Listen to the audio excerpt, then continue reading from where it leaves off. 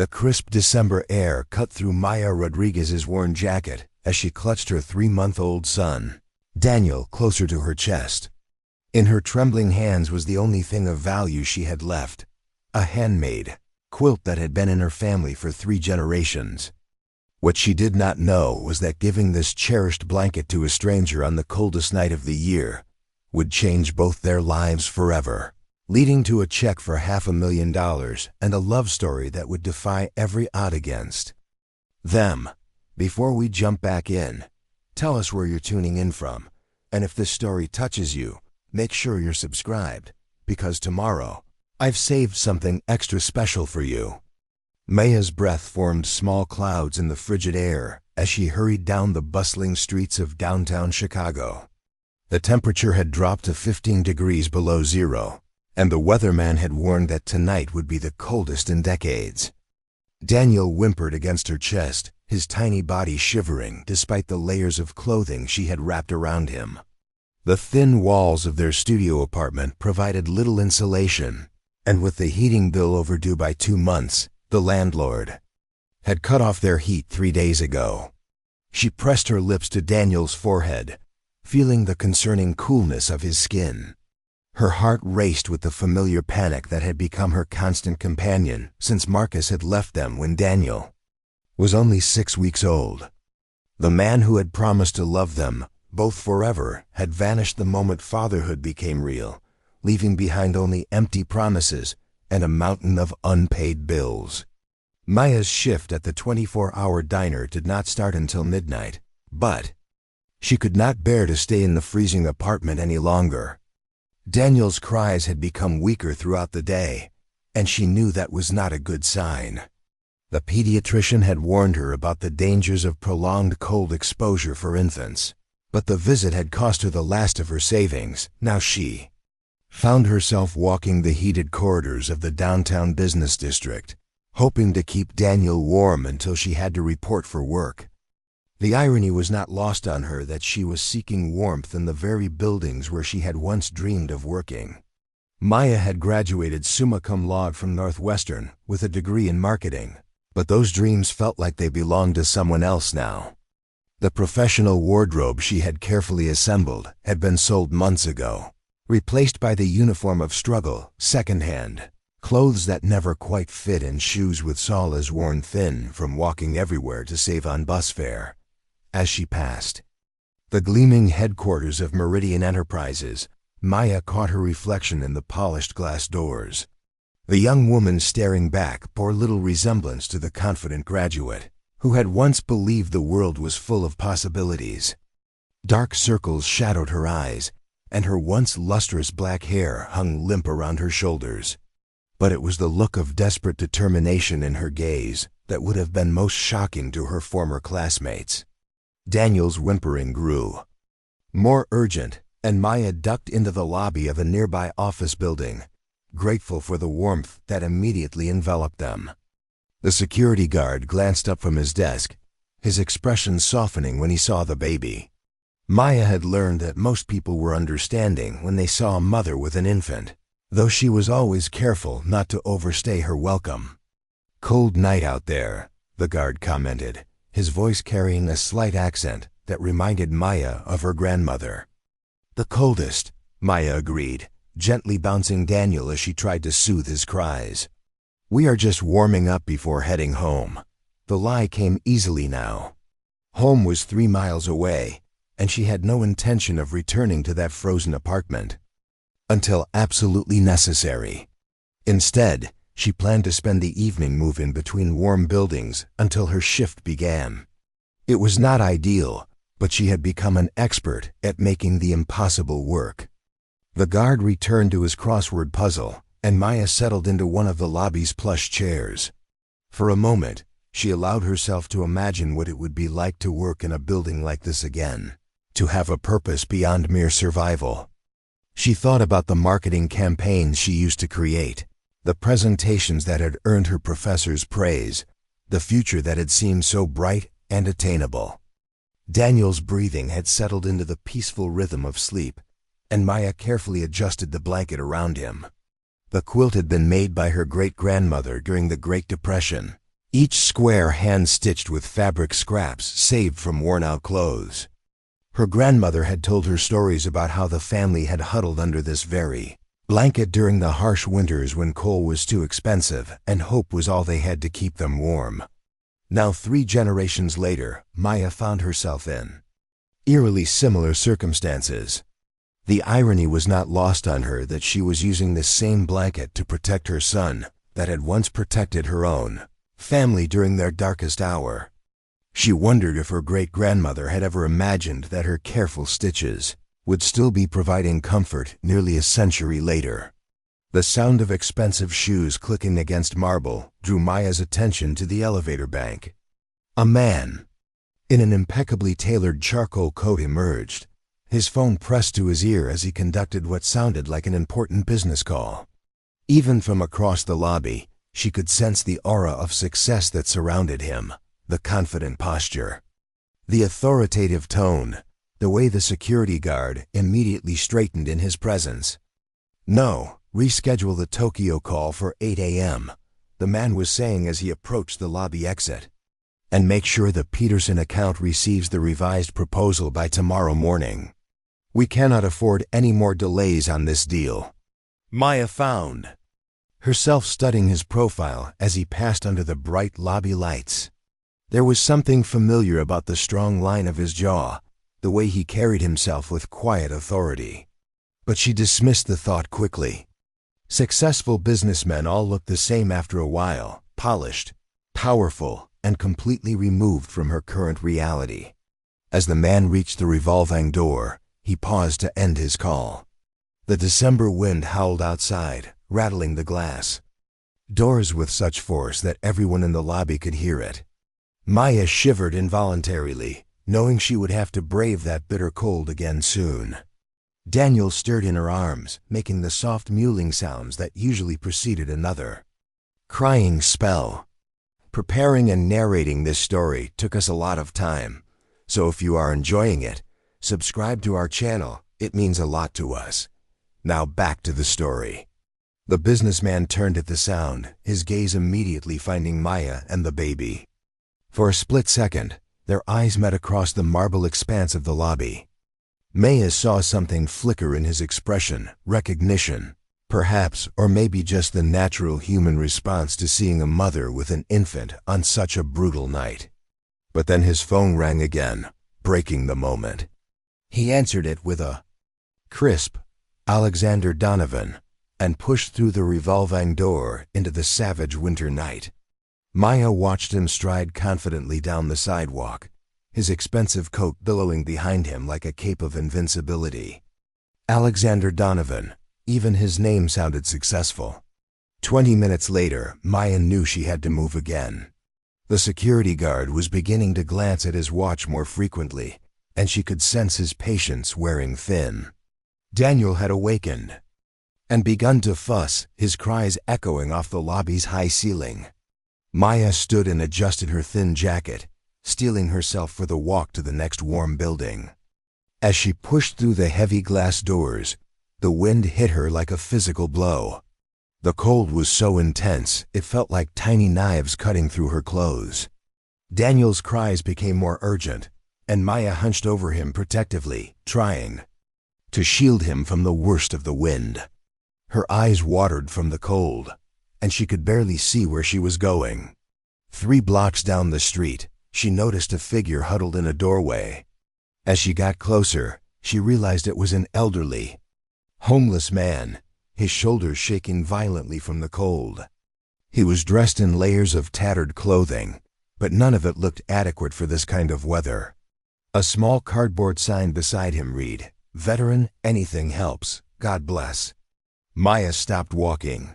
She knew she should keep moving, should focus on keeping Daniel warm and getting to her next destination. But something about the man's quiet dignity, the way he did not call out or beg for attention, reminded her of her own grandfather. A veteran himself, he had always taught her that true strength came from helping others, even when you had nothing left to give. Without really thinking about it, Maya found herself approaching the man. His weathered face looked up at her with surprise, Most people hurried past without making eye contact, especially on a night like this. "Sir," Maya said softly, her voice nearly lost in the wind, "you look cold." The man's eyes were kind but cautious. "I have been warmer," he admitted, with a rueful smile. "But I have been colder too. You should get that baby inside, miss. This is no weather for little ones." Maya looked down at Daniel, then back at the man whose lips were turning blue from the cold. She thought about her great-grandmother, about the values that had been passed down through generations of strong women who had faced impossible choices with grace and courage. She thought about the quilt wrapped around her son, the one that had provided comfort to her family for nearly a century. "Here," she said, unwrapping the cherished blanket from around Daniel. "Please take this." The man's eyes widened in shock. "Oh no, miss. I could not take that from a baby." "My son has layers underneath," Maya insisted, though she could feel Daniel immediately react to the loss of the blanket's warmth. "And you need this more than we do right now." She gently placed the quilt around the man's shoulders, tucking it securely around him. The handmade squares, stitched with love and hope during another era of hardship, now embraced another soul in need. The man's eyes filled with tears that had nothing to do with the wind. "I do not know what to say," he whispered, pulling the blanket closer. "This is beautiful. Are you sure?" Maya nodded, even as her heart broke a little at giving away her last connection to her family's history. "My great-grandmother made it during the Depression. She would have wanted it to help someone who needed it." The man reached into his pocket with shaking hands and pulled out a crumpled business card. "A gentleman gave me this earlier today, said if I ever needed work to call this number. I think you might have more use for it than me." Maya took the card, though she could barely read it in the dim streetlight. All she could make out was Meridian Enterprises and a phone number. She tucked it into her jacket pocket without much thought. "Thank you," she said simply. "Stay warm." As Maya turned to leave, the man called after her. "Miss, what is your name? I would like to remember the angel who saved my life tonight." "Maya Rodriguez," she replied, adjusting Daniel's remaining layers as best she could. "I am Thomas," the man said. "Thomas Williams, and I will never forget your kindness." Maya nodded and continued down the street, Daniel now crying harder. Without the protection of the family quilt, the wind seemed even more brutal now, cutting through her thin jacket and Daniel's reduced layers with merciless efficiency. She quickened her pace, knowing she needed to find shelter quickly. 6 blocks later, Maya ducked into an all-night coffee shop, grateful for the blast of warm air that greeted them. The place was nearly empty, except for a few late-night workers, hunched over laptops, and a barista who looked like she would rather be anywhere else. Maya ordered the cheapest item on the menu, a small coffee, and settled into a corner booth with Daniel. As she sat there trying to warm up, Maya pulled out the business card Thomas had given her. Under the fluorescent lights of the coffee shop, she could now read it clearly. Alexander Donovan, Chief Executive Officer, Meridian Enterprises. Below his name was a phone number and the company's downtown address. Maya stared at the card in disbelief. The man she had seen in the lobby earlier was Alexander Donovan, the CEO of one of Chicago's most successful marketing firms. She had read about him in business journals during her college years, had even studied some of his company's campaigns in her marketing classes. He was young for a CEO, probably only in his early 30s, and had built Meridian Enterprises from a small startup into a multinational corporation in less than 5 years. But more than that, there was something about his name that nagged at her memory. Alexander Donovan. Where had she heard that name before? It was not from the business articles she had read. This felt more personal, more connected to her own life somehow. As she sat there trying to place the name, Daniel began to settle down in the warm coffee shop. His cries softened to occasional whimpers, and Maya was able to relax slightly for the first time all evening. She still had 4 hours until her shift at the diner began, and she planned to make this coffee last as long as possible. The barista, a young woman with purple hair and multiple piercings, approached Maya's table with a concerned expression. "Hey, is everything okay? You look like you have been through hell tonight." Maya managed a weak smile. "Just trying to stay warm until I have to go to work." The barista glanced around the empty coffee shop, then leaned closer. "Look, I am not supposed to do this, but you can stay here as long as you need. My manager is not coming back tonight, and I would rather have some company anyway. This place gets creepy when it is empty." "Thank you," Maya said, feeling tears of gratitude prick at her eyes. "That means more than you know." "I am Sarah," the barista said, extending her hand. "And that is a beautiful baby." "How old?" "Maya, and this is Daniel. He is 3 months." "Old." Sarah's expression softened even more. 3 months? "Girl, you should be at home sleeping, not wandering around downtown in this weather." Maya did not have the energy to explain her situation, so she just nodded. "Sometimes life does not go according to plan." "Tell me about it," Sarah said with a knowing look. "I will bring you some food on the house. You look like you have not eaten in days." As Sarah returned to the counter, Maya reflected on the kindness she had encountered that night. First Thomas, despite having nothing himself, had given her what might be a valuable connection. Now Sarah was offering food and shelter when she had every reason to stick to the rules and send Maya away. It reminded her that even in the darkest times, there were still good people in the world willing to help. She looked down at Daniel, who had finally fallen into a peaceful sleep. His tiny face was relaxed now, no longer pinched with cold and discomfort. Maya stroked his soft cheek and made a silent promise that she would find a way to give him a better life. She did not know how yet, but she refused to accept that this struggle would be their permanent reality. The business card lay on the table beside her coffee cup, and Maya found herself staring at it again. Alexander Donovan. The name continued to bother her, like a word on the tip of her tongue that refused to come forward.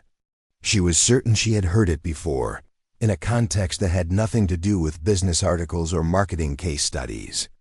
Sarah returned with a plate of food, a sandwich soup, and a piece of pie that looked like it had been saved from the day's leftover desserts. "Here you go," she said kindly. "Eat up, you need your strength." As Maya ate the first real meal she had had in 2 days, she felt her energy beginning to return. The food was simple but delicious, and she found herself thinking more clearly than she had in weeks. Maybe it was time to stop just surviving and start fighting for something better. Maybe it was time to take some risks and see if she could climb out of this hole she had fallen into. She picked up the business card again, turning it over in her hands. What did she have to lose by calling the number?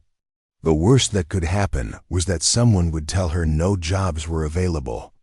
But what if there was a chance, however small, that this card could be her way back to the life she had once dreamed of?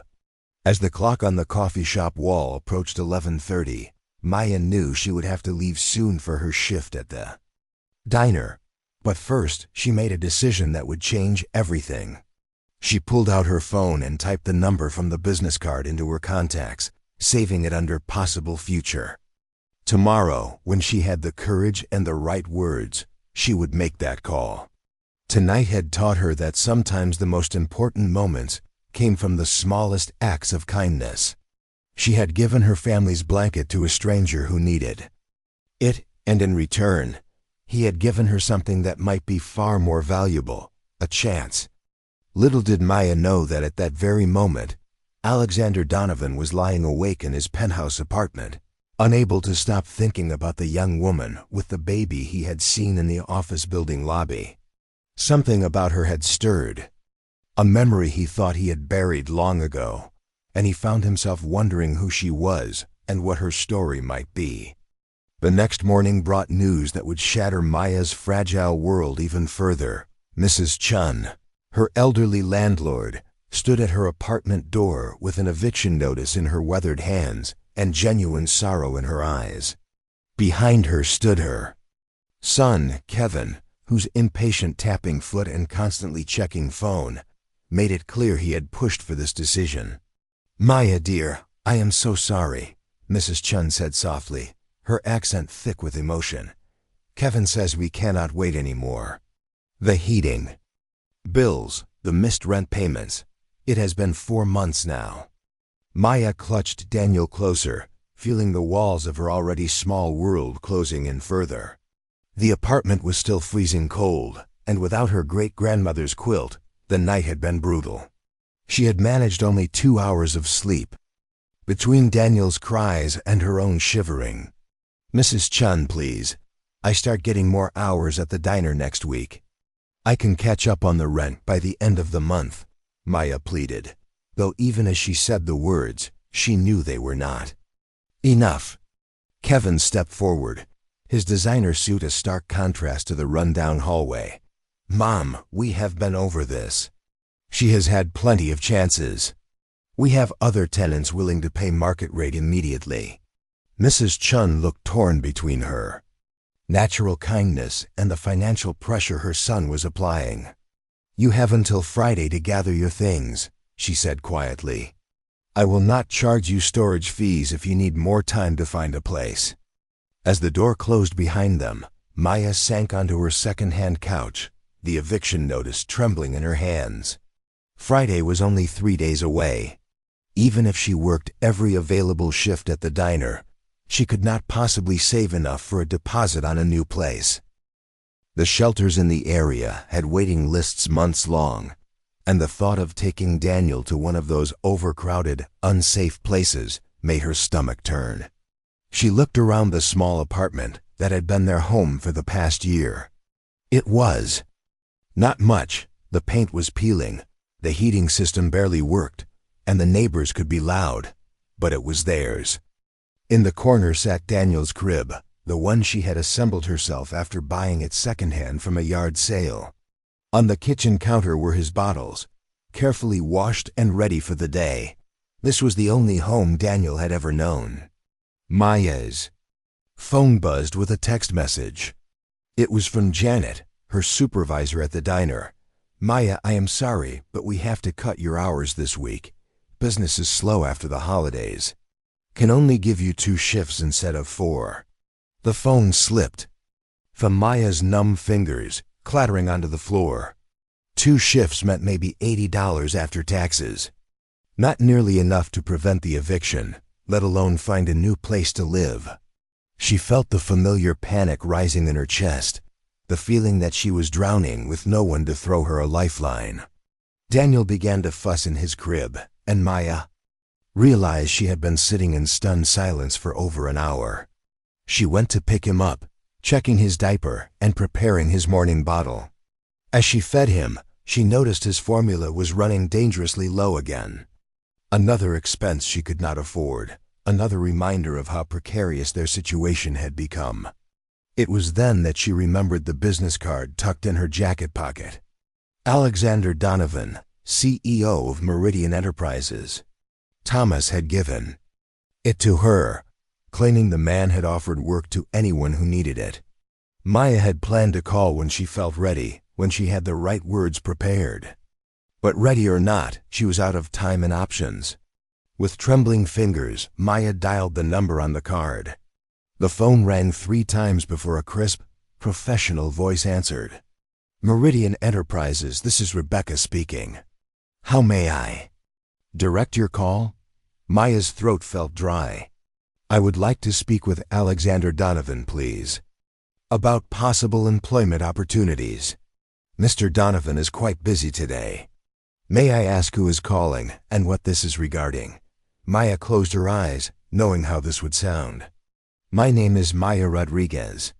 I have a business card that says to call if I needed work. I know it sounds strange, but I am hoping Mr. Donovan might have a few minutes to speak with me." There was a pause on the other end. "Please hold while I check his availability." The hold music seemed to last forever. Maya paced her small living room, Daniel balanced on her hip, rehearsing what she would say if she actually got through to the CEO. She had no portfolio ready, number references from her old life, no professional clothes that still fit properly. All she had was desperation and a determination to create a better future for her son. "Miss Rodriguez?" Rebecca's voice returned. "Mr. Donovan will see you today at 2 o'clock. Do you have our address?" Maya's heart nearly stopped. "Yes, I have the address. 2 o'clock. Thank you so much. Please bring any relevant materials about your background and experience. Mr. Donovan appreciates thoroughness." After hanging up, Maya looked around her apartment with new urgency. She had 6 hours to prepare for what might be the most important meeting of her life. Her old portfolio was buried somewhere in storage, but she could recreate some materials from memory. Her one professional outfit was wrinkled and probably too big now, but it would have to do. Maya spent the next 3 hours crafting a presentation about herself, using the public computer at the library, while Daniel slept in his stroller. She researched Meridian Enterprises thoroughly, learning about their recent campaigns, their company culture, their expansion plans. If Alexander Donovan was going to give her a chance, she wanted to prove she was worth the risk.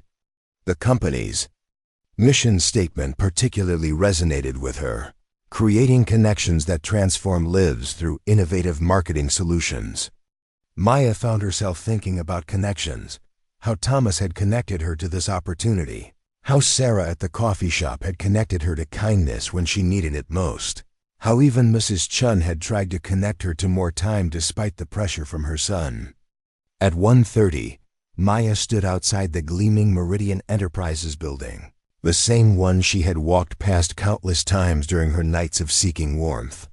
Today, instead of being an outsider looking in, she was about to walk through those doors as someone with an appointment, someone with a chance. The lobby was even more impressive during business hours. Well-dressed professionals moved purposefully across the marble floors, their conversations filled with industry jargon and confident projections. Maya felt woefully out of place in her outdated suit and with Daniel strapped to her chest in a carrier she had borrowed from the library's community resource center. At the reception desk, Maya took a deep breath. "I have a 2 o'clock appointment with Mr. Donovan, Maya Rodriguez." The receptionist, a polished woman in her 30s, looked up with surprise.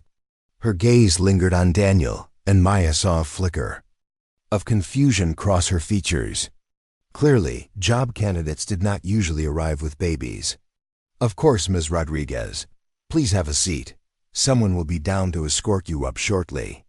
Maya settled into one of the leather chairs, acutely aware of how Daniel's occasional babbling seemed to echo in the sophisticated space. Several executives walked by, and she noticed their curious glances.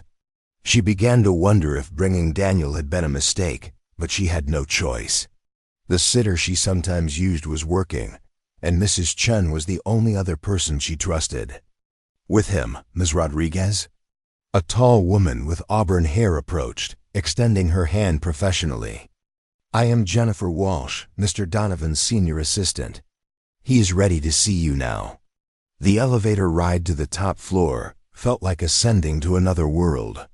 Jennifer made polite conversation about the weather, but Maya could sense her curiosity about the unconventional job candidate she was escorting.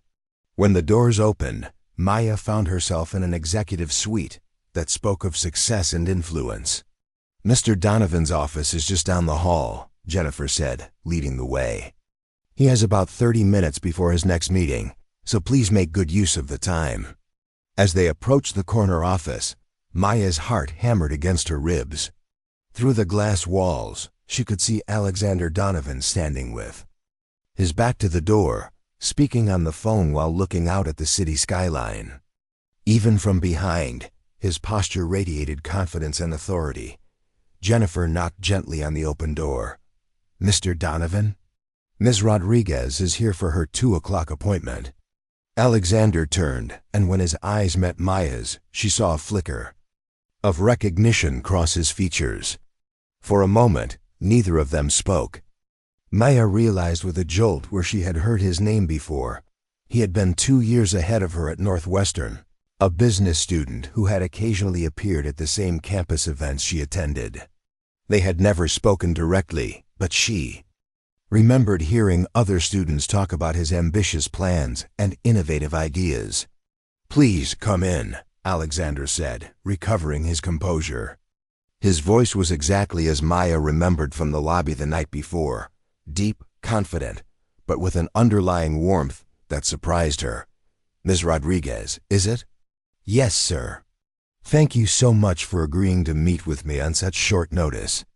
Maya stepped into the office, Daniel still secured in his carrier against her chest.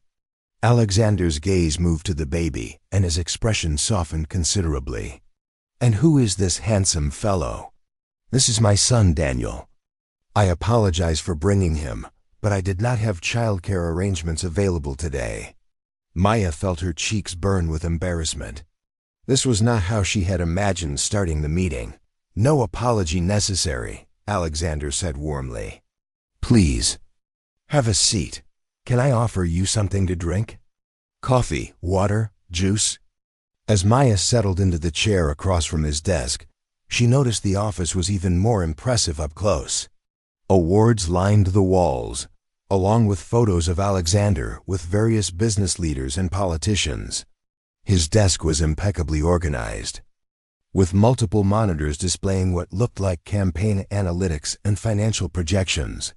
"Water would be wonderful, thank you," Maya said, realizing her mouth was dry from nerves. Alexander pressed a button on his phone. "Jennifer, could you bring some water for Ms. Rodriguez? And perhaps some crackers or something light?" He looked at Maya. "You look like you could use some sustenance." As they waited for refreshments, Alexander leaned back in his chair and studied Maya with intelligent eyes. "I have to admit, Ms. Rodriguez, I am curious about how you came to have my business card. We do not typically hand them out randomly." Maya took a deep breath, knowing she needed to be honest about her circumstances. "I met a homeless veteran named Thomas Williams last night. He was very cold, and I gave him a blanket to help him stay warm. In return, he gave me your card and said you had offered work to anyone who needed it." Alexander's eyebrows rose with interest. Thomas Williams. Older gentleman, graying beard, very polite despite his circumstances. "Yes, that sounds like him. I remember Thomas. I encountered him outside this building several weeks ago.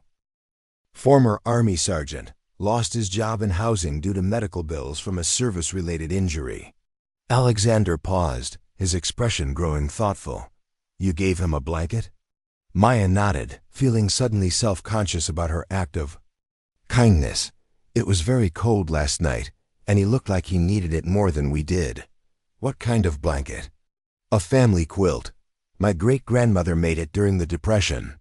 It had been in our family for almost 90 years. Maya's voice caught slightly as she remembered wrapping the precious heirloom around Thomas's shoulders. Alexander stared at her for a long moment, and Maya saw something shift in his expression. When he spoke again, his voice was quieter, more personal. "Ms. Rodriguez, do you realize what you did last night? You gave away what was probably your most valuable possession to help a complete stranger." "It was just the right thing to do," Maya said simply. "Thomas needed warmth more than I needed a family heirloom." Jennifer appeared with water and a small plate of crackers. As she set them down, Alexander was still watching Maya with an intensity that made her feel exposed but not uncomfortable. "Tell me about your background," Alexander said after Jennifer left. "What brings you to my office looking for work?" Maya had prepared for this question, but sitting across from Alexander Donovan, she found herself wanting to tell the complete truth rather than a sanitized version designed to impress. "I graduated from Northwestern 3 years ago with a degree in marketing. I had big plans, lots of ambition, dreams of working for a company like yours someday." She paused to sip her water, but life had other plans.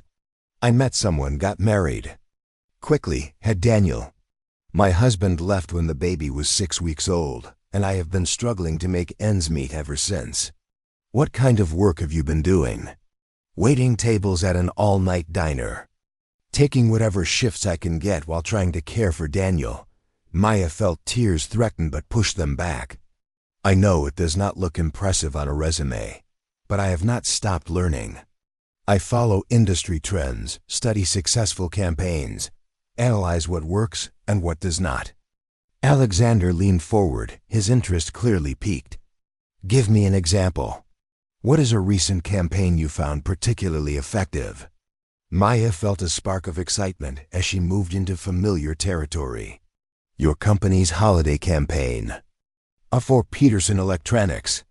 The way you positioned their smart home devices as tools for creating family memories, rather than just gadgets, was brilliant. You tapped into emotional triggers around connection and togetherness during a season when people are already thinking about family. You studied our Peterson campaign? I study all your campaigns, Maya admitted. Meridian Enterprises has become known for finding the human story in every product, and that resonates with consumers in ways that traditional feature-based marketing never could. Alexander's eyes lit up with genuine interest. What would you have done differently with the Peterson campaign? Maya felt her confidence growing as she discussed the work she was passionate about. I would have included more user-generated content. Real families using the products in their actual homes, sharing their own stories about how the technology brought them closer together. People trust authentic experiences from their peers more than polished brand messaging. Interesting. Perspective. Alexander made a note on his pad. What else? For the next 20 minutes, Maya found herself in the kind of professional discussion she had dreamed about for years. Alexander asked probing questions about market trends, consumer psychology, and creative strategy. Despite her circumstances, despite being out of the industry for over a year, Maya felt her mind coming alive in ways it had not since college. Daniel began to fuss halfway through their conversation, and Maya automatically began the gentle bouncing motion that usually soothed him. To her surprise, Alexander did not seem bothered by the interruption. How old did you say he was? Alexander asked, watching as Maya skillfully managed to continue their conversation while comforting her son. 3 months. He is usually pretty good during the day, but I think all the new surroundings are making him a bit anxious. You seem very comfortable multitasking, Alexander observed. That is actually a valuable skill in this industry. Marketing campaigns require juggling multiple priorities simultaneously. Maya felt a flutter of hope. Was he actually considering her for a position? Miss Rodriguez, I have to ask, what happened last night after you gave Thomas the blanket? Where did you go? The question caught Maya off guard. I went to an all-night coffee shop to stay warm until my shift at the diner started. Why do you ask? Because Thomas called me this morning. He wanted me to know about the young woman who had saved his life with her kindness. He described you and your baby, said you had given him not just a blanket, but hoped that good people still existed in the world. Maya stared at Alexander in shock. He called you? He did, and he told me something else. He said the woman who helped him had mentioned she was a marketing graduate who had fallen on hard times. He thought I should know that someone with professional skills was working as a waitress because life had dealt her some difficult cards. Tears sprang to Maya's eyes despite her efforts to remain professional. I had no idea he would do that. Thomas has been living on the streets for 8 months. Ms. Rodriguez. In that time he has encountered thousands of people. Most ignore him completely. Some drop spare change and hurry away. A few stop to talk for a moment. But you are the first person who gave him something truly valuable, something with deep personal meaning, without expecting anything in return. Alexander stood and moved to the window, looking out at the city below. Do you know why I started this company? Maya shook her head, not trusting her voice. Because I believe marketing, at its core, is about human connection. It is about understanding what people truly need and finding ways to meet those needs authentically. Everything else, the creativity, the strategy, the analytics, those are just tools. The real magic happens when you can tap into genuine human emotion and create meaningful connections. He turned back to face her. What you did last night for Thomas was the purest form of marketing I have ever witnessed. You identified a need. You had a solution, and you delivered it without any thought of personal gain. That is the kind of thinking I want on my team. Maya's heart was racing now. Was he actually offering her a job? I have a proposition for you, Alexander continued. We have an opening for a junior marketing coordinator. It is an entry-level position, but it comes with full benefits, opportunities for advancement, and a starting salary of $55,000 annually. Maya felt dizzy. $55,000 was more than she had made in the past 2 years combined. However, Alexander added, I have one condition. You have to let me help you get back on your feet properly. I know about the eviction notice. Thomas mentioned you seem to be in urgent need. I want to advance you enough money to secure proper housing for you and Daniel. Consider it a signing bonus. Mr. Donovan, I do not know what to say. This is incredibly generous, but I have not even shown you a portfolio or proper references. Alexander smiled. Ms. Rodriguez, your actions last night were worth more than any portfolio. You demonstrated creativity, resourcefulness, empathy, and the ability to make difficult decisions under pressure. Those are exactly the qualities we look for in our team members. Daniel chose that moment to let out a happy gurgle, as if he approved of this turn of events. Both Maya and Alexander laughed. There is one more thing, Alexander said. We have an excellent on-site childcare facility. If you accept the position, Daniel would be welcome to stay here during your work hours. We believe in supporting working parents. Maya felt tears streaming down her face now, but they were tears of joy and relief. I accept, she whispered. I absolutely accept. Alexander grinned and extended his hand. Welcome to Meridian Enterprises, Maya. I have a feeling you are going to do amazing things here. As Maya shook his hand, she thought about the chain of events that had led to this moment. Her act of kindness to Thomas had created a ripple effect that had changed her entire life. Sometimes the most powerful connections were formed not through networking events or professional conferences, but through simple human compassion. When can you start? Alexander asked. Monday? Maya suggested, still hardly believing this. Was real. Perfect. Jennifer will handle all the paperwork and help you get settled. And Maya? Alexander's voice grew serious. Thank you for reminding me why I got into this business in the first place. Your story is going to inspire our entire team.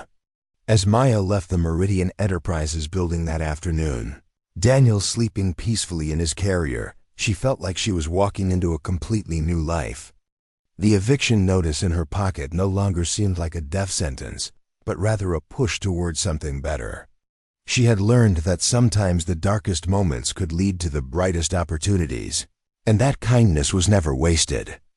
Her great-grandmother's quilt was gone, but the values it represented, generosity, compassion, and faith in better days ahead, would continue to guide her journey. 3 days later, Maya signed the lease on a comfortable 2-bedroom apartment with reliable heating and a view of the park where she planned to take Daniel for walks. A signing bonus Alexander had provided had been enough not just for the deposit and first month's rent, but also for new professional clothes, quality childcare supplies, and a small emergency fund. But the real transformation was internal. For the first time in over a year, Maya felt like she had a future worth believing in, a purpose beyond mere survival. She was no longer just a struggling single mother. She was a marketing professional with the support of a team that valued her contributions and a boss who believed in second chances. Most importantly, she had learned that sometimes the greatest investments we can make are not in stocks or real estate, but in other people's humanity. Her act of kindness to Thomas had returned to her multiplied beyond anything she could have imagined, proving that compassion was not just morally right. It was practically powerful. Maya's first week at Meridian Enterprises transformed her understanding of what professional success could look like. Alexander had not just given her a job, he had created an environment where her unique perspective as a single mother and someone who had experienced real hardship became an asset rather than a liability. On Monday morning, Maya arrived at the office 30 minutes early. Daniel securely settled in the company's state-of-the-art child care center on the 5th floor. The facility was unlike anything she had imagined. Bright, spacious rooms filled with educational toys, certified caregivers with early childhood development degrees, and even a viewing system that allowed parents to check on their children via secure video feeds from their computers. "Welcome to your first day," Jennifer Walsh greeted her as she stepped off the elevator on the 14th floor. "Mr. Donovan wanted me to give you the full tour and introduce you to your team." The marketing department buzzed with creative energy. Unlike the sterile corporate environments Maya had imagined, Meridian's offices felt more like an innovative startup. Collaborative spaces were scattered throughout the floor. Whiteboards covered with campaign ideas lined the walls, and employees moved freely between workstations, sharing ideas and building on each other's concepts. "Maya Rodriguez, everyone," Jennifer announced as they entered the main conference room where the marketing team was gathered for their Monday morning strategy session. "She will be joining us as our new junior marketing coordinator." The team welcomed her with genuine warmth. There was Carlos Martinez, the creative director whose campaigns had won multiple industry awards. Sarah Kim, the senior analyst whose data insights drove strategic decisions. Michael Thompson, the social media strategist whose viral campaigns had become case studies at major universities. And leading them all was Diana Foster, the marketing director whose combination of strategic thinking and empathetic leadership had made her a rising star in the industry. "Maya, I have been looking forward to meeting you," Diana said, extending her hand with a warm smile. "Alexander told me about your background and your fresh perspective on consumer behavior. We are excited to have you join our team." As the meeting progressed, Maya found herself contributing to discussions about upcoming campaigns with increasing confidence. When Carlos presented a new concept for a luxury car brand, Maya raised her hand tentatively. "I love the visual direction," she said, "but I wonder if we are missing an opportunity to connect with a broader audience. Not everyone can afford a luxury car, but everyone has dreams of success and achievement. What if we position the car not just as a status symbol, but as a representation of hard work paying off?" The room fell silent for a moment, and Maya worried she had overstepped. Then Diana nodded thoughtfully. "That is exactly the kind of thinking we need more of," Diana said. "You are right. We have been so focused on appealing to people who already have money that we forgot about those who are working toward their goals. Tell us more." Maya felt her passion for the work igniting as she shared her ideas. People who are struggling financially still engage with luxury brands, not because they can buy them now, but because those brands represent their aspirations. If we show real people achieving their dreams through hard work and determination, and then celebrating with this car, we create an emotional connection that goes beyond the current customer base. Alexander, who had been quietly observing from the back of the room, stepped forward. "Maya, that insight could reshape our entire approach to aspirational marketing. Would you be willing to develop this concept further and present it to the client next week?" Maya's heart raced. Her first week on the job, and she was being asked to lead a client presentation.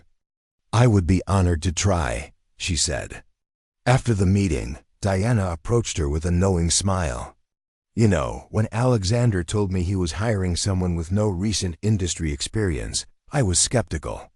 But what you just demonstrated is something that cannot be taught in business school: authentic understanding of what motivates people who are fighting for something better.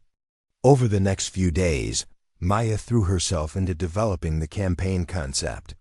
She drew on her own experiences of struggle and aspiration, creating messaging that spoke to people's dreams rather than their current circumstances. She researched demographics, analyzed competitor strategies, and crafted a presentation that combined emotional storytelling with solid business rationale.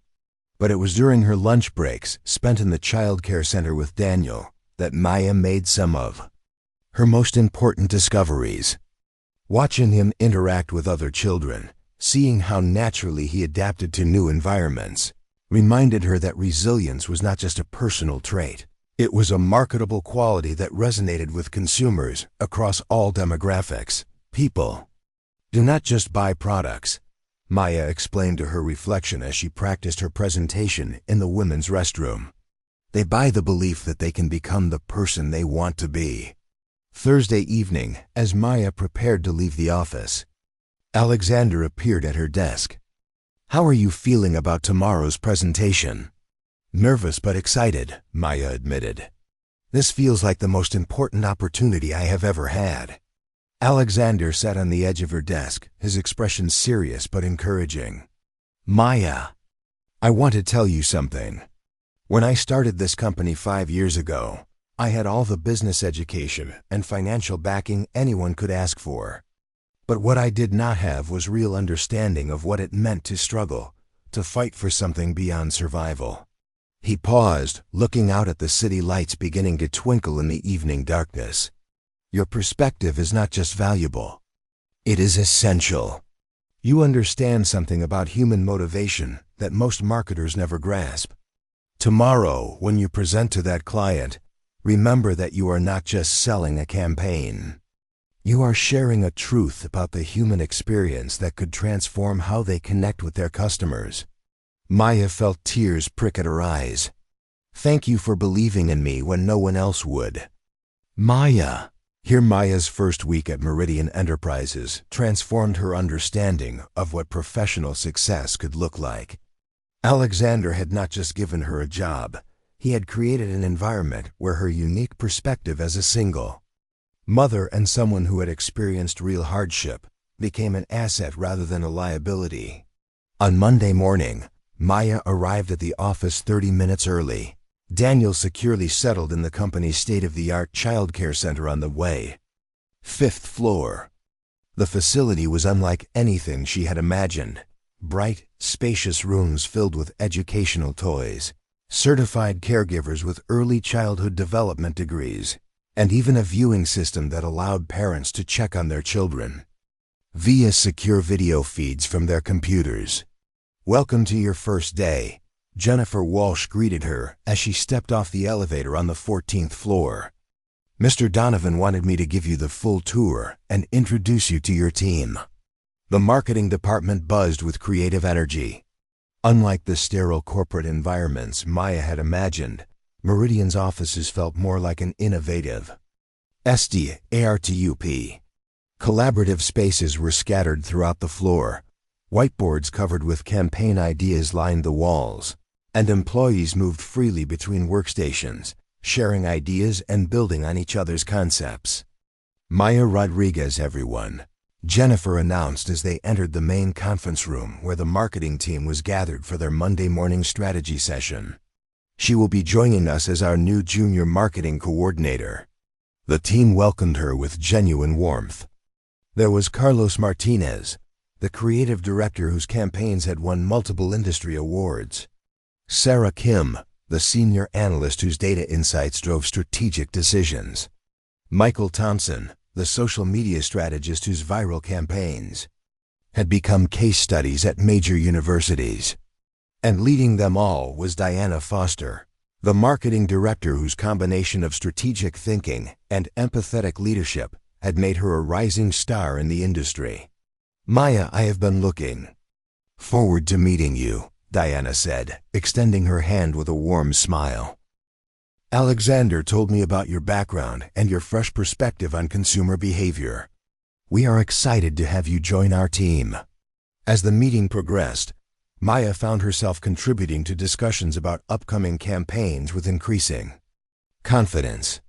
When Carlos presented a new concept for a luxury car brand, Maya raised her hand tentatively.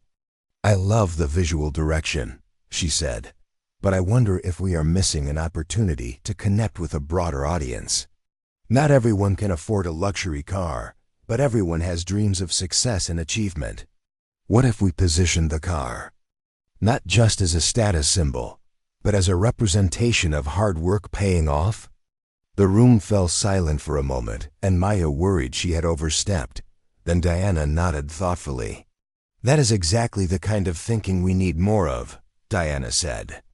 "You are right, we have been so focused on appealing to people who already have money that we forgot about those who are working toward their goals. Tell us more." Maya felt her passion for the work igniting as she shared her ideas. People who are struggling financially still engage with luxury brands, not because they can buy them now, but because those brands represent their aspirations. If we show real people achieving their dreams through hard work and determination, and then celebrating with this car, we create an emotional connection that goes beyond the current customer base. Alexander, who had been quietly observing from the back of the room, stepped forward. "Maya, that insight could reshape our entire approach to aspirational marketing. Would you be willing to develop this concept further and present it to the client next week?" Maya's heart raced. Her first week on the job, and she was being asked to lead a client presentation? "I would be honored to try," she said. After the meeting, Diana approached her with a knowing smile. "You know, when Alexander told me he was hiring someone with no recent industry experience, I was skeptical. But what you just demonstrated is something that cannot be taught in business school: authentic understanding of what motivates people who are fighting for something better." Over the next few days, Maya threw herself into developing the campaign concept.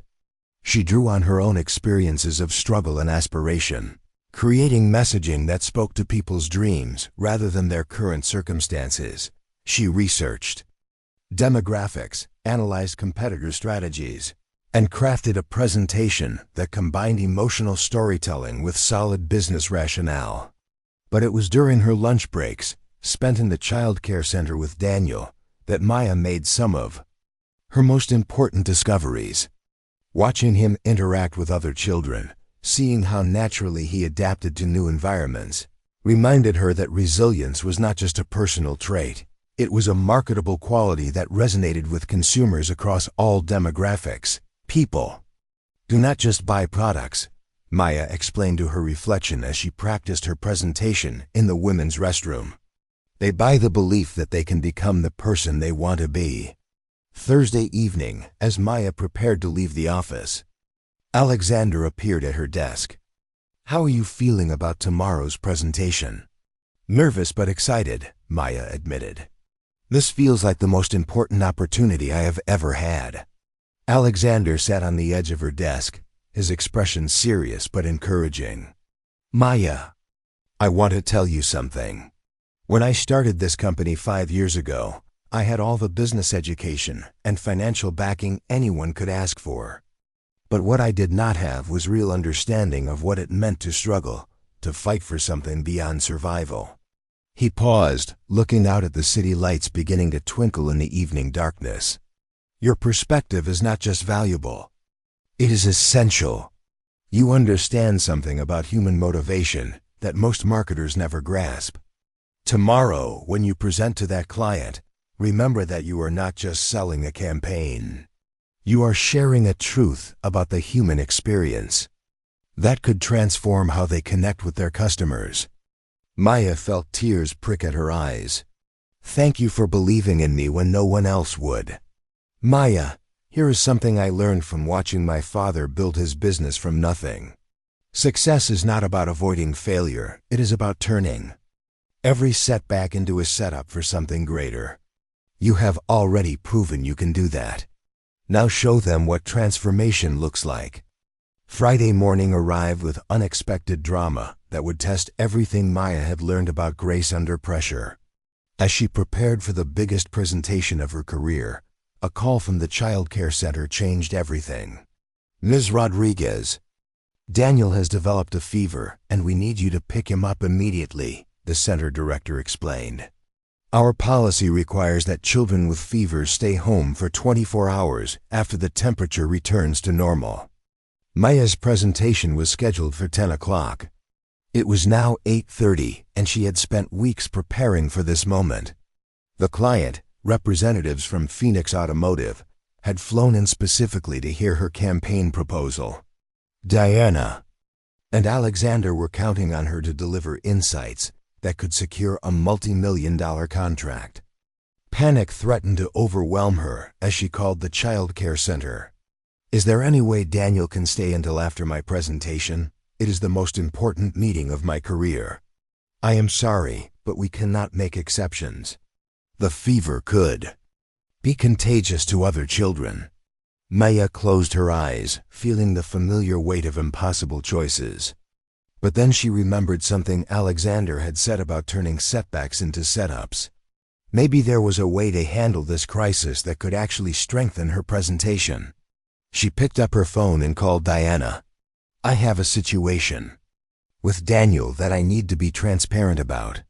I can still do the presentation, but I may need to bring him with me. I know it is not ideal, but I have an idea that might actually enhance our message. Diana's response surprised her. Bring him. If anyone understands the reality of working parents, it should be a company that makes family vehicles. At 9:45, Maya entered the conference room with Daniel strapped to her chest in a carrier, his fever reduced but still requiring close monitoring. The Phoenix Automotive team looked surprised, but Maya launched into her presentation with a confidence that came from embracing her authentic self rather than trying to hide it.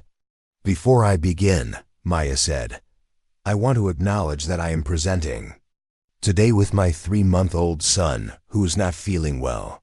This might seem unprofessional to some, but I believe it actually demonstrates something crucial about your target market, the reality that most of your customers are juggling multiple responsibilities while pursuing their dreams. She clicked to her first slide, which showed real families in various stages of achieving their goals. Phoenix Automotive has built its reputation on reliable, family-friendly vehicles. But your current marketing focus is on the end result. Successful families who have already made it. What about the families who are still climbing? Maya moved through her presentation with growing confidence, Daniel occasionally making soft sounds that somehow enhanced rather than detracted from her message about authentic family experiences. She presented research showing that aspirational consumers were more likely to develop brand loyalty when they felt seen and understood in their current struggles.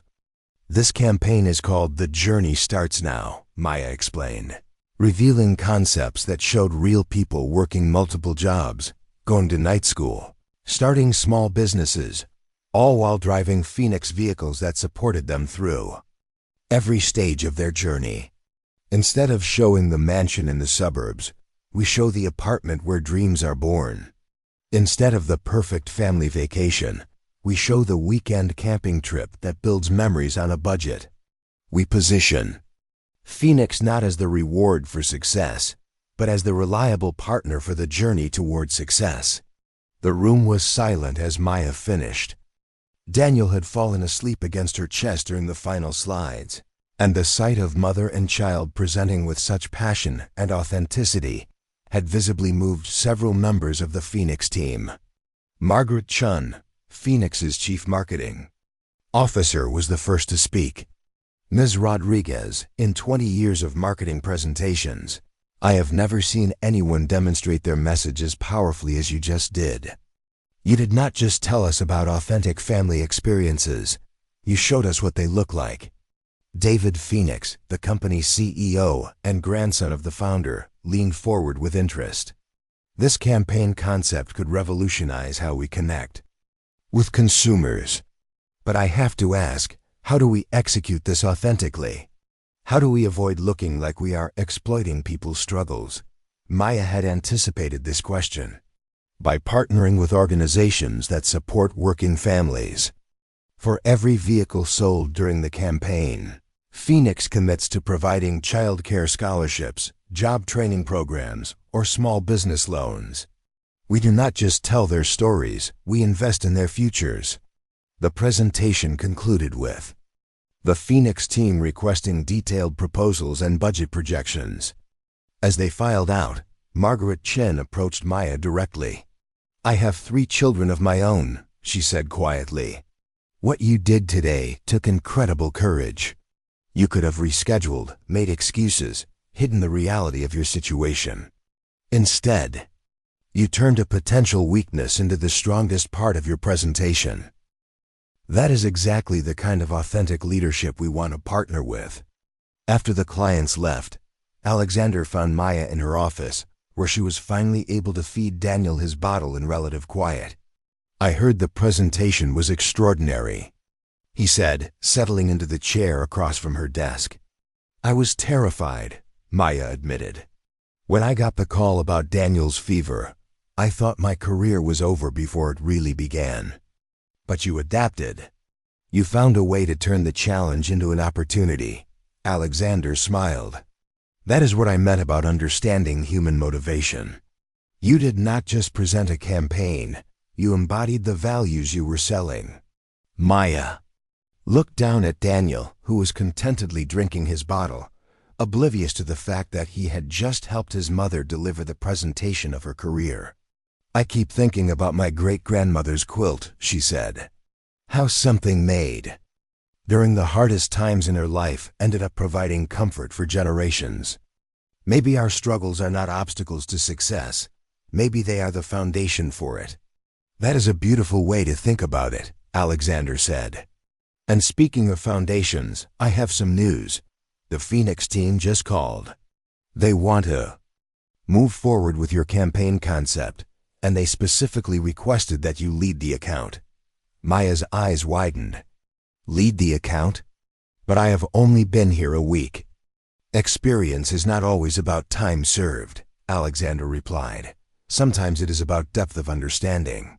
You have insights that our senior team has been trying to develop for years. Diana and I discussed it, and we want to promote you to Senior Marketing Coordinator, with a team of your own to execute this campaign." The promotion came with a substantial salary increase, but more importantly, it came with the recognition that Maya's unique perspective was not just valued, but essential to the company's future success. As Alexander left her office, Maya reflected on how dramatically her life had changed in just 2 weeks.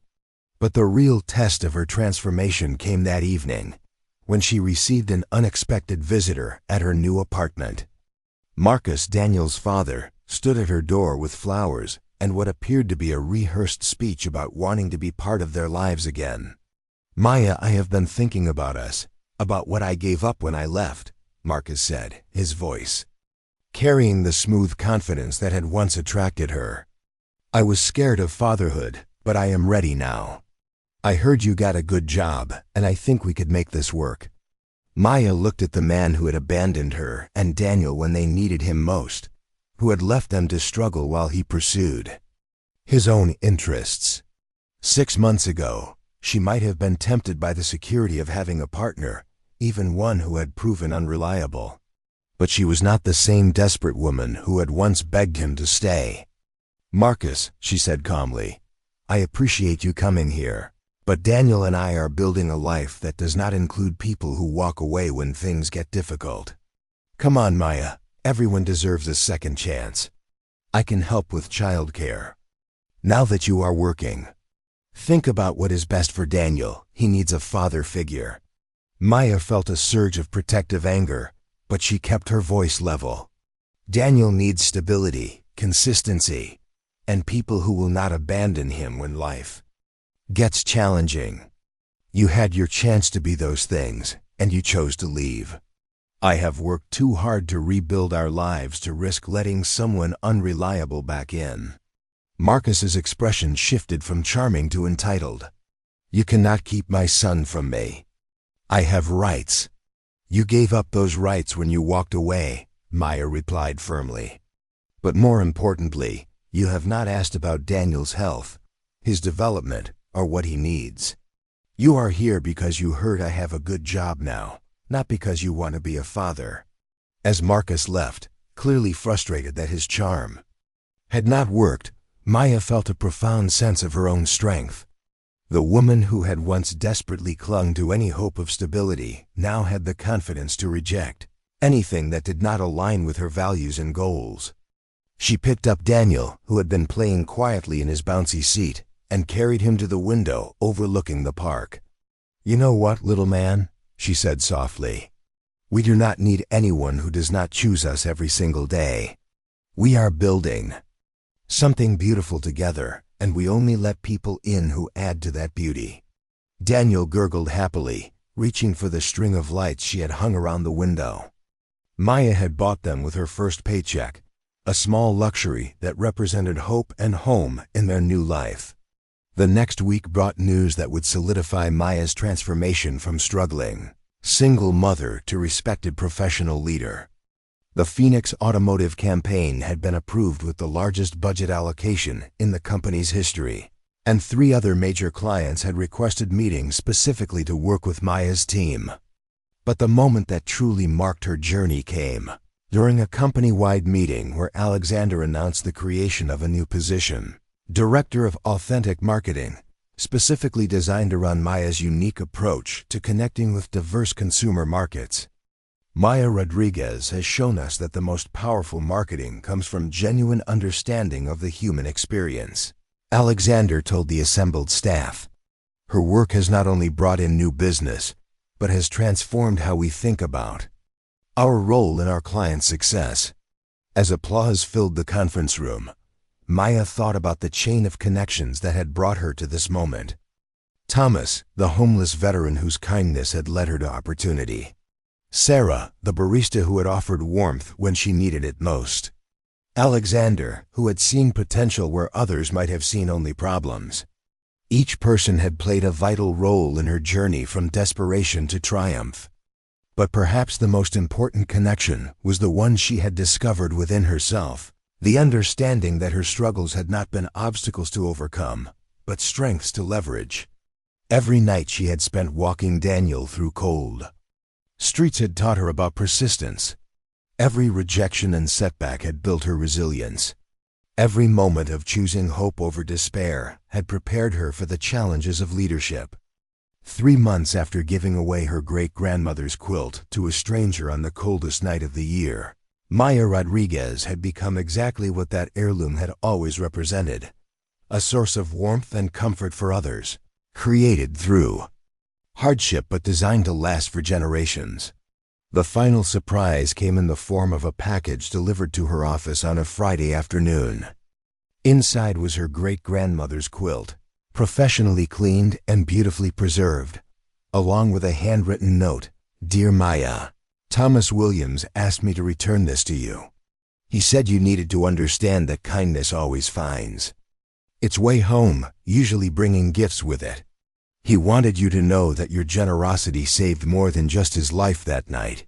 It reminded him that good people still exist in the world. He has been sober for 3 months now and starts a new job on Monday. Thank you for being the light that guided him back to hope. Father Miguel, St. Catherine's Shelter." Maya held the quilt against her chest, feeling the love and history stitched into every square. She had given it away freely, never expecting to see it again. But it had returned to her transformed, no longer just a family heirloom, but a symbol of how generosity creates ripples that touch lives in ways we never imagine. That evening, as she tucked Daniel into his crib in their warm, secure apartment, Maya spread the quilt over his small bed.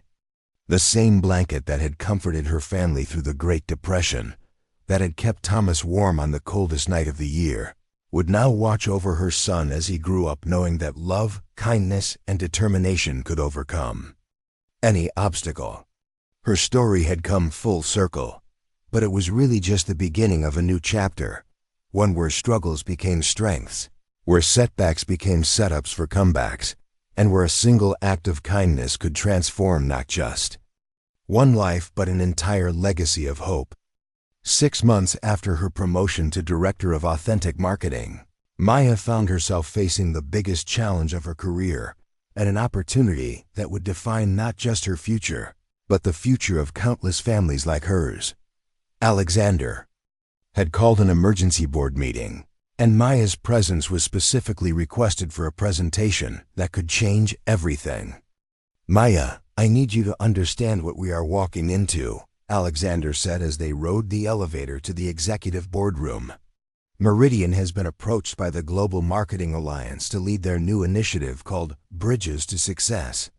It is a worldwide campaign to help companies connect with underserved markets.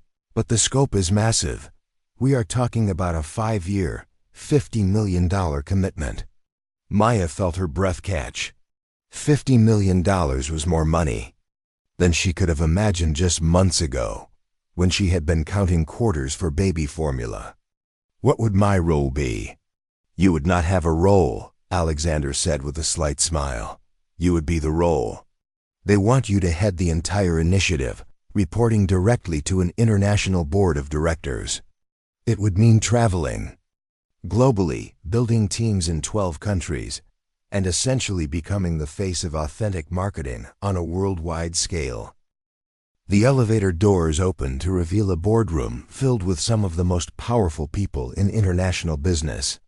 Maya recognized several faces from magazine covers, CEOs of multinational corporations, heads of major foundations, government officials from various countries.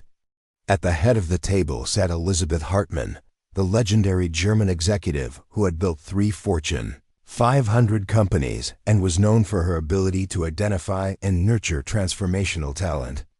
"Ms. Rodriguez," Elizabeth said, rising to greet her with a firm handshake. "Your work with Phoenix Automotive has created ripples throughout our industry. We have been watching your authentic marketing approach, and we believe it represents the future of how companies will connect with consumers worldwide." As Maya took her seat at the polished conference table, she thought about how surreal this moment was. Less than a year ago, she had been invisible to people like this, just another struggling single mother trying to survive. Now she was being asked to lead an initiative that could impact millions of families around the globe. Elizabeth continued, "The traditional marketing model assumes consumers aspire to lifestyles they cannot afford. Your approach recognizes that people want to be seen and supported in their current journey toward their goals. This philosophy could revolutionize how multinational corporations engage with emerging markets." David Chun, CEO of Pacific Industries, leaned forward. "Ms. Rodriguez, we have reviewed your Phoenix campaign results. Sales increased 43% in demographics that were previously considered unreachable. But more importantly, brand loyalty scores reached historic highs. How do you explain this success?" Maya had learned to trust her instincts in rooms like this. "Mr. Chun, I think the success comes from understanding that people do not buy products, they buy possibilities. When Phoenix showed families working toward their dreams rather than families who had already achieved them, they gave their customers permission to see themselves in the story. The car became a partner in their journey, not a reward for reaching the destination." Elizabeth nodded approvingly. "Exactly. And this is why we want you to lead the Bridges to Success initiative. We need someone who understands aspiration from the inside out, someone who has lived the journey our target consumers are experiencing." The presentation that followed outlined an opportunity so vast it took Maya's breath away. 12 countries, across 4 continents, teams of marketers, researchers, and community liaisons working to help major corporations connect authentically with families striving for better lives. Educational programs, microfinance partnerships, job training initiatives, all built around the concept that successful marketing should lift communities rather than simply extract profit from them. The position comes with significant compensation, Elizabeth explained, sliding a folder across the table. But more importantly, it comes with the resources to create lasting change. We are not just talking about advertising campaigns. We are talking about programs that could help millions of families achieve economic mobility. Maya opened the folder and nearly gasped. The salary figure was more than she had ever dreamed possible, enough to secure Daniel's future, to support her extended family, to establish the kind of financial stability that had once seemed impossible. But it was the scope of the initiative that truly excited her. "There is one element we have not discussed," said Maria Santos, representing the Latin American markets. "The position requires extensive international travel, 3 weeks out of every month for the first 2 years. We understand you have a young child, so we have structured the role to include full family support, nanny services, family travel allowances, international childcare partnerships." Maya's mind raced. The opportunity was everything she had.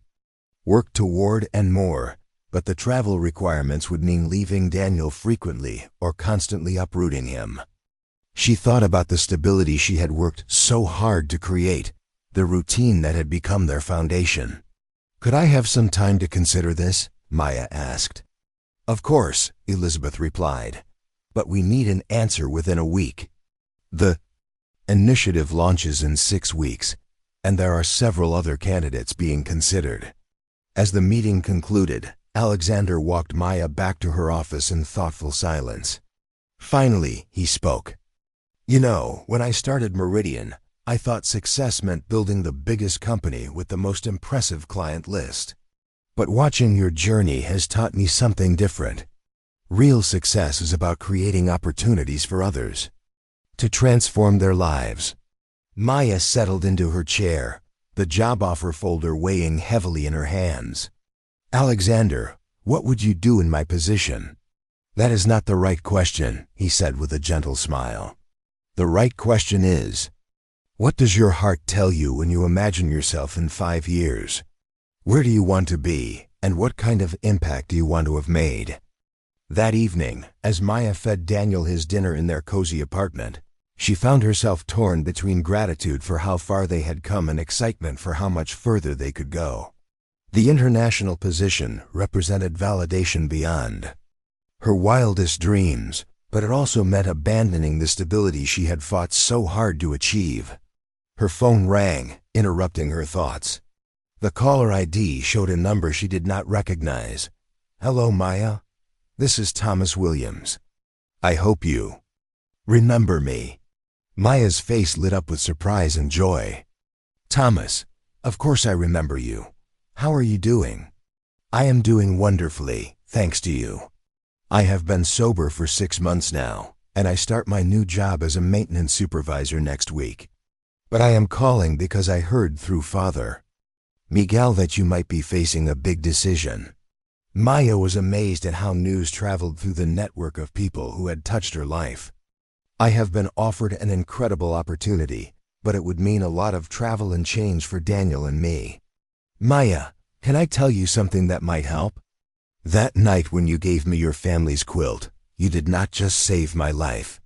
You reminded me that there are still people in the world who choose kindness over safety. You took a risk on a stranger because you believed people were worth investing in." Thomas paused, and Maya could hear the emotion in his voice. "Now you have the chance to take that same philosophy and share it with the world. You could help millions of families who are where you were a year ago, struggling, invisible, but full of potential. That seems like exactly the kind of work your great-grandmother would have been proud of." After hanging up, Maya sat in the quiet of her apartment, Daniel playing contentedly on his blanket nearby. She thought about the quilt, about the generations of women in her family who had faced impossible choices with courage and grace. They had not chosen the safe path. They had chosen the path that created possibilities for future generations. The next morning brought another perspective when Diana Foster knocked on Maya's office door with coffee and a knowing expression. I heard about the international position, Diana said, settling into the chair across from Maya's desk. And I want to tell you something important. When I was offered my first major promotion, I almost turned it down because I was afraid of failing publicly. My mentor told me something I have never forgotten. Fear of failure is just fear of growth in disguise. Maya appreciated Diana's wisdom, but she felt compelled to be honest about her concerns. Diana, it is not just fear of failure. It is fear of disrupting Daniel's life, of losing the stability we have worked so hard to build. Maya, can I share something personal with you? Diana's expression grew serious. I have been watching you for 6 months now, and what impresses me most is not your marketing skills, though they are exceptional. What impresses me is your ability to create stability wherever you go. You do not need a specific apartment or city to give Daniel security. You are his security. That afternoon, Maya made a decision that surprised even herself.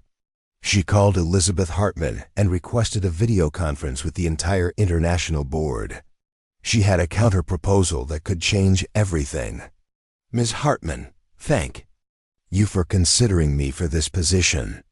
I am honored by the opportunity, but I want to propose a modification to the role structure. Elizabeth's eyebrows rose with interest. We are listening. Instead of extensive international travel, one propose establishing regional training centers, where local marketing professionals can learn the authentic marketing methodology. Rather than me traveling to 12 countries, we bring representatives from those countries here for intensive 3-month residencies. Maya pulled up a presentation she had worked on all night. This approach has several advantages. First, it creates lasting infrastructure in each region rather than dependence on a single traveling consultant. Second, it allows for deeper cultural integration of the methodology. Third, it builds a network of authentic marketing professionals who can support each other across borders. David Chun looked intrigued. How would you ensure consistency across regions? Through a combination of virtual collaboration tools and quarterly regional conferences. We create a global community of practice where success stories and challenges are shared in real time. The local professionals become ambassadors who understand both the methodology and their specific cultural contexts. Elizabeth leaned back in her chair, clearly impressed. Ms. Rodriguez, you have just proposed a more sustainable and scalable model than what we originally envisioned. But can you deliver this level of training excellence while managing such a distributed team? I believe I can, especially with the right support structure. And I believe this approach will create deeper, more lasting change than traditional consulting models. After a day of deliberation, the board not only accepted Maya's counter-proposal, but increased the budget allocation to support the expanded training infrastructure. Maya would lead the initiative from Chicago, bringing international participants to Meridian's headquarters while building a global network of authentic marketing practitioners. The announcement of Maya's new role as Global Director of Authentic Marketing sent shockwaves through the international business community. Articles appeared in major publications describing her as the single mother who revolutionized marketing and the executive who chose substance over status. But the moment that meant the most to Maya came during the first international training session, when she stood before 30 marketing professionals from 12 countries and saw her own story reflected in many of their faces. Representatives from rural communities, first-generation college graduates, immigrants who had overcome language barriers, single parents who had juggled education and childcare. Welcome to the Bridges to Success training program, Maya began.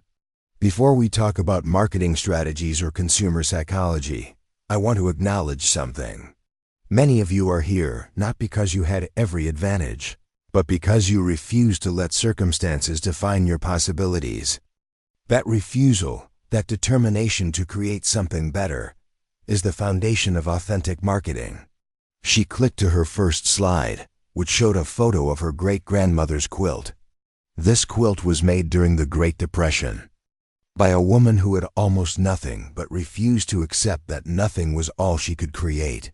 Every square represents hope stitched together with determination. That is what we are doing here, taking individual stories of perseverance and weaving them into strategies that help other families write their own success stories. Over the following weeks, Maya watched as participants from different continents connected over shared experiences of struggle and triumph. Ahmad from Egypt had built a successful consulting business while supporting his extended family. Priya from India had overcome educational barriers to become a leading consumer researcher. Carlos from Brazil had created marketing campaigns that helped small businesses in favelas connect with wider markets. You are not just learning techniques, Maya told them during the final week of training. You are joining a movement to change how global commerce engages with human aspiration. When you return to your countries, you will carry with you the tools to help major corporations see consumers not as markets to exploit, but as communities to empower. The program's success exceeded all expectations. Within 6 months, participating companies reported an average of 60% increase in customer engagement in underserved markets. More importantly, the participating regions saw measurable increases in small business development, educational enrollment, and community investment. Maya's story began appearing in business schools as a case study in authentic leadership. She was invited to speak at major conferences, featured on magazine covers, and recognized by international organizations for her innovative approach to global marketing. But the recognition that touched her most deeply came in the form of a handwritten letter from a young mother in Kenya, who had started her own business after her local bank implemented customer service principles learned through the Bridges to Success program. Dear Ms. Rodriguez, the letter read, I do not know if you will ever see this, but I wanted you to know that your work has changed my family's life. The bank in my village used to treat people like me as problems to be managed. Now they treat us as dreams to be supported. I have been able to get a small business loan to expand my fabric shop, and for the first time, I believe my daughters will have opportunities I never imagined. Thank you for seeing people like me as worthy of investment. Maya framed that letter and hung it in her office next to a photo of Daniel playing in the company child care center. At 18 months old, he was walking confidently and babbling in what sounded like complete sentences. He had no memory of the cold apartment or the nights when his mother had walked the streets seeking warmth, but he was growing up in a world where those experiences had been transformed into something beautiful and powerful. The financial transformation in Maya's life had been dramatic, but the personal transformation had been even more profound. The woman who had once felt invisible now regularly received calls from Fortune 500 CEOs seeking her insights. The single mother who had worried about affording baby formula was now managing a budget that helped families worldwide achieve economic stability. But perhaps the most meaningful change was in how Maya saw herself. No longer did she view her struggles as failures or setbacks. Instead, she understood them as the foundation of her unique ability to connect with and advocate for others facing similar challenges. Her pain had become her purpose. Her obstacles had become her qualifications. 1 year after accepting the global director position, Maya received a call that would bring her journey full circle in the most unexpected way. Alexander Donovan had been approached by a major television network to create a documentary about transformational business leadership, and they wanted Maya's story to be the centerpiece. They want to call it the quilt effect, Alexander explained. During their meeting, the idea being that acts of kindness create patterns of connection that extend far beyond their original intention, just like the squares in your great-grandmother's quilt. Maya considered the proposal carefully.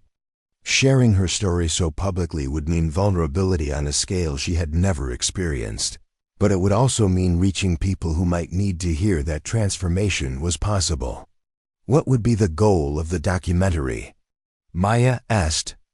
to show that authentic leadership comes not from avoiding hardship, but from transforming it into wisdom that serves others. Your story demonstrates that the most powerful business strategies often emerge from the most personal struggles. Maya thought about Thomas, still sober and thriving in his job.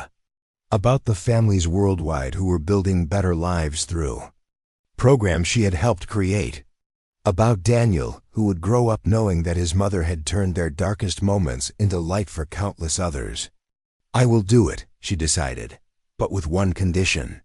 The documentary must include the stories of the people who helped make my transformation possible: Thomas, Sarah from the coffee shop, Diana, and especially the international team members who are creating change in their own communities. 6 months later, The Quilt Effect premiered at the Sundance Film Festival to standing ovations.